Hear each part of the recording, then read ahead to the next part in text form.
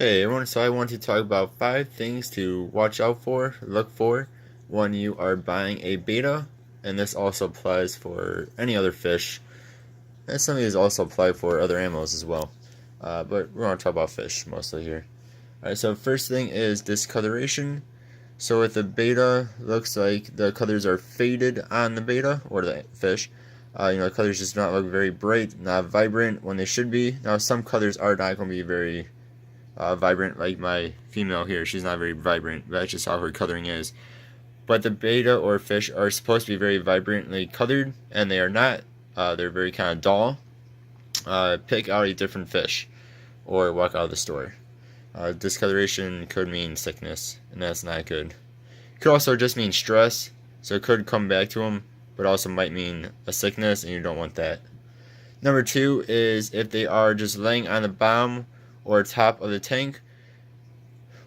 Be careful, as again, it might be they are sick and they might actually end up dying on you. Some bettas will do this because they are in tiny cups and those kind of lay around. But other bettas are zooming around their little cup, like my little girl here was. Especially if you pick up the cup with the betta in it, and the betta just kind of lays there still and kind of like just doesn't care. Just be careful because it might end up dying on you in a day or two. So be careful of lazy fish. And that goes for other fish too. If fish are laying on the bottom of the tank or just kind of floating on top, not actually dead, but just kind of floating there, or laying on the bottom, especially if they're floating there and they're dead, I'd pick out a different fish, or again, walk out of the store.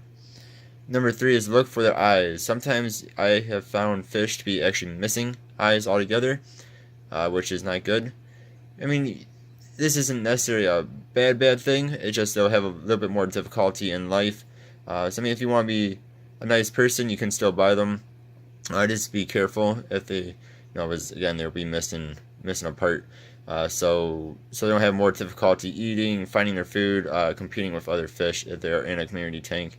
Then 2, if their eyes are kind of like cloudy, just do not look right, they might be sick.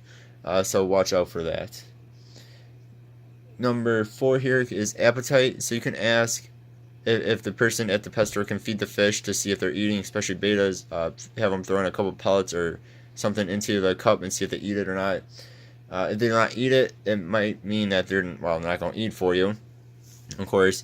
And it might just mean that they're kind of picky and they might eat something else, or it might mean that they're not going to eat whatsoever and they might end up again croaking on you.